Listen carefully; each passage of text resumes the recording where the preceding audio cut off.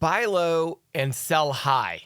That is the only trading strategy you need to make money in the stock market. It's simple and it's been proven effective for decades.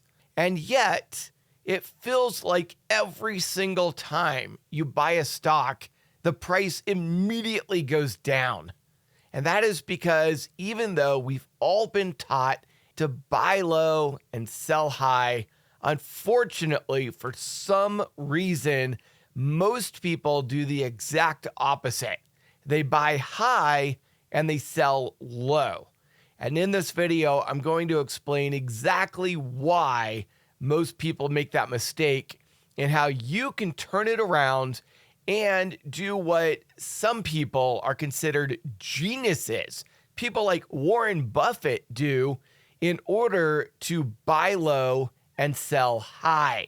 And the reason why buying low and selling high is so difficult to pull off is because you literally have to do the exact opposite of what every single person in the world is doing. And it takes a fundamental mindset shift in order to pull that off. And in this video, I'm going to share with you the secret that I learned at Merrill Lynch in order to actually execute a successful buy low and sell high strategy. For those of you who are new to this channel, my name is Stock Curry. I'm a former Merrill Lynch and Morgan Stanley investment banker, and I've been trading for over 25 years. In my last video I uploaded about 2 weeks ago, I recommended not buying the dip on stocks that were overvalued and instead buying the dip on stocks that were undervalued. I showed how the top 5 stocks in the stock market, Nvidia, Apple, Alphabet, Microsoft, and Amazon, were all overvalued. And in the past 2 weeks since I uploaded that video through the close on Friday, 3 of those 5 stocks fell, and on average, those 5 stocks went up 2.18%.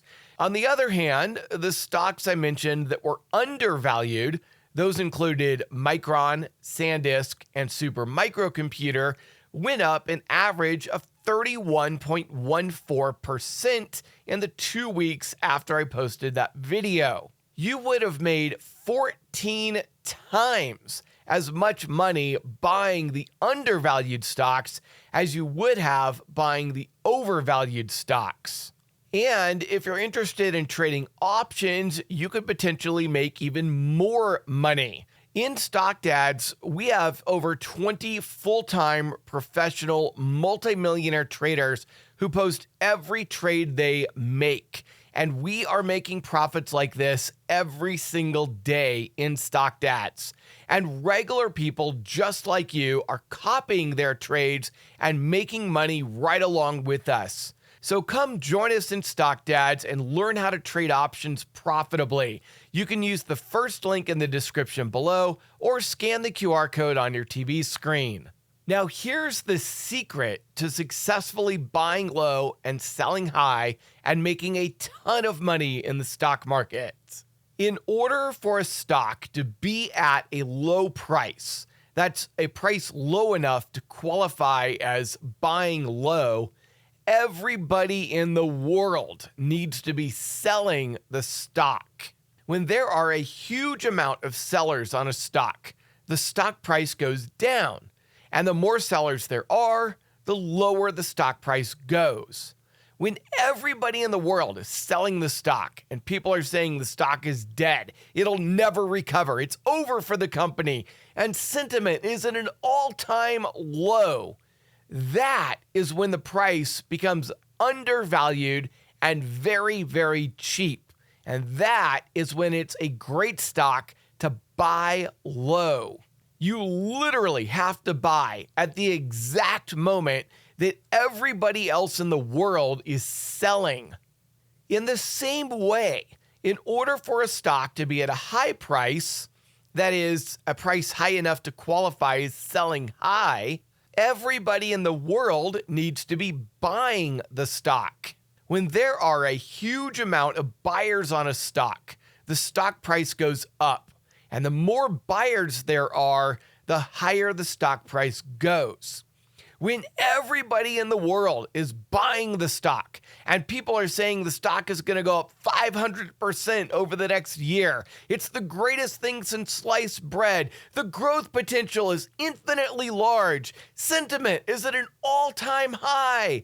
That is when the stock price becomes overvalued and very expensive. And it becomes the perfect time to sell high and lock in huge profits. You literally need to sell at the exact moment that everybody else in the world is buying. This is often known as a contrarian view.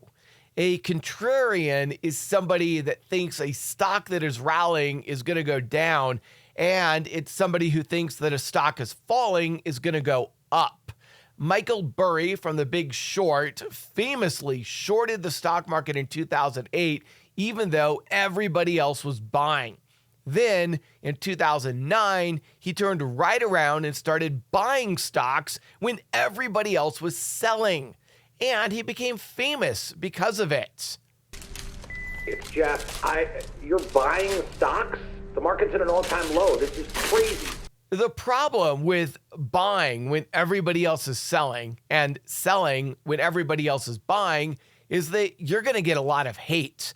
People are going to think you're stupid. They're going to think you're an idiot. They're going to think you're dumb because they're all watching the stock price rise and you're actually selling it.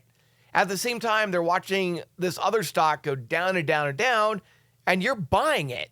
And it just seems really weird in the eyes of most people. Look at what happened when I posted my last video. Even though the undervalued stocks I mentioned far outperformed the overvalued stocks in the first 2 weeks, people in the comments made fun of me. They laughed, they told me I was wrong, they called me an idiot. And this is exactly what I would expect people to do. Because while most people were buying overvalued stocks and selling undervalued stocks, I was doing the exact opposite. People thought I was an idiot, but the results speak for themselves. And this reminds me of a saying in the book Secrets of a Millionaire Mind by T. Harv Eker. He said, you can either be right or you can be rich, but you cannot be both. And when it comes to the stock market, that saying has never been more true. What it means is this.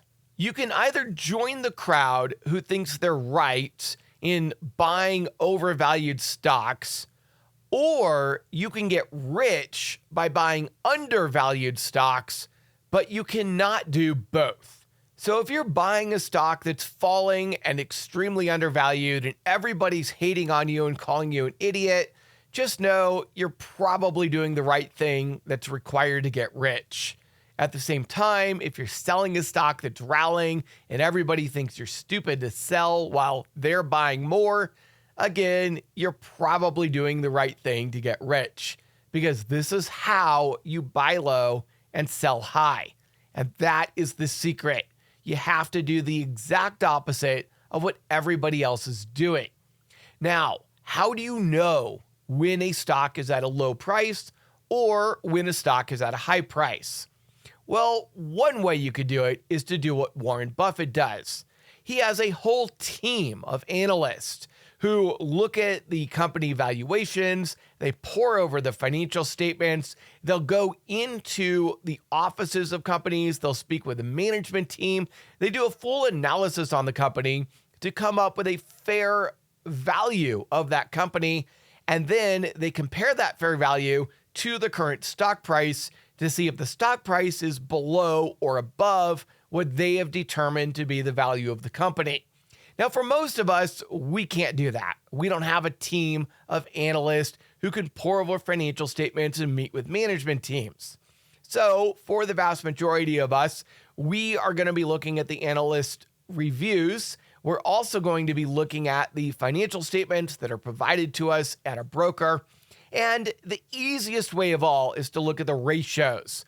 This includes the price to earnings ratio, Typically, anything over 15 is going to be overvalued unless it's a technology stock, then anything over 20. Of course, we have to take growth into consideration as well. Therefore, we want to be looking at the forward PE ratio, not the historical TTM PE ratio. That PE ratio is pretty much worthless. Warren Buffett himself doesn't even look at that ratio. We want to be looking at the forward PE ratio. That is the one that includes future growth on the company. And if the forward PE ratio is above 15 on a normal stock or above 20 on a tech stock, that stock is probably overvalued. At the same time, we can look at the price to sales ratio. If a company is not yet profitable and does not have earnings, the price to sales ratio is essentially the revenue of the company divided by the stock price. Generally speaking, we want this to be at or below 1 in order to buy that stock. On certain industries, this will go much higher. For example, in the technology and aerospace industries, this is much, much higher. It's actually around 3 to 4. But once that price to sales ratio gets much above 3, that stock is overvalued. And when you see some of the absolutely insane price to sales ratios like 80 on SpaceX or 50 on Palantir, you know that those stocks are more than likely overpriced and going to come down in price in the future. Now, for certain companies that hold assets, these would include your Bitcoin companies, your gold companies, your real estate companies, your banks, any company that deals with assets, those we want to be looking at the book value. And again, just like the price to sales ratio, we want the price to book ratio to be under 1 to buy it, over 1 to sell it. And the book value just means you're buying the stock compared to the value of the underlying assets. For example, I pointed out a few months ago that MSTR was trading at a book value of 0.76. Because you were buying MSTR at a price to book ratio of 0.76, it was 76% of the actual value of the underlying assets on MicroStrategy's books. And so anybody that bought MicroStrategy in the 90s, when that PB ratio was below 1, made a killing, especially after today's rally in Bitcoin. Now, if you aren't even sure what those are, because those ratios don't really mean much unless you're comparing them to industry averages, if you're not even sure about those, there's a far easier way. Anybody can do it, even a complete beginner. Just go to seekingalpha.com, type in the stock ticker, and go to the valuation tab, and there you will see a value. Any stock with a D or F is overvalued, and its price will most likely fall in the future. Any stock with an A or B is undervalued, and the price will most likely rise in the future. And that's really all there is to it. Once you find those stocks that are rated A or B that are undervalued, you're probably going to notice the stock price has been falling because a lot of people are selling it. That is a stock that would be a good stock to buy. Now, the final thing I'm going to leave you with is timing. You have to understand that when we are investing, we're looking 6 months to a year out. 6 months to a year, not 1 day, not 1 week, not 2 weeks, not 6 weeks, 6 months to a year. So don't worry about what that stock price does tomorrow or today or even next week. In fact, when I was working at Merrill Lynch, most people only looked at their portfolios once every 3 months. And if you can get into the habit of looking at your long-term investment portfolio once every 3 months, this is going to get you into that long-term mindset and get you out of the fallacy of trying to look at the stock market every single day and cutting your trade short.